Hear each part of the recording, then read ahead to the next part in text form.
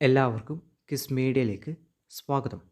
പരിസ്ഥിതി മേഖലയിൽ UN നൽകുന്ന ഏറ്റവും വലിയ പുരസ്കാരം. ഉത്തരം champions of the earth. Down to earth എന്ന പരിസ്ഥിതി മാസികയുടെ പത്രാധിപരായ മലയാളി വനിത ആര്? ഉത്തരം സുനിത നാരായണൻ. ലോക പരിസര ദിനം എന്നാണ്? ഉത്തരം ഒക്ടോബർ 7.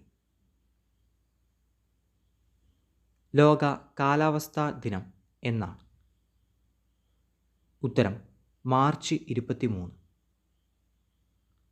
ചിപ്കോ പ്രസ്ഥാനത്തിൻ്റെ ഉപജ്ഞാതാവ് ആര്?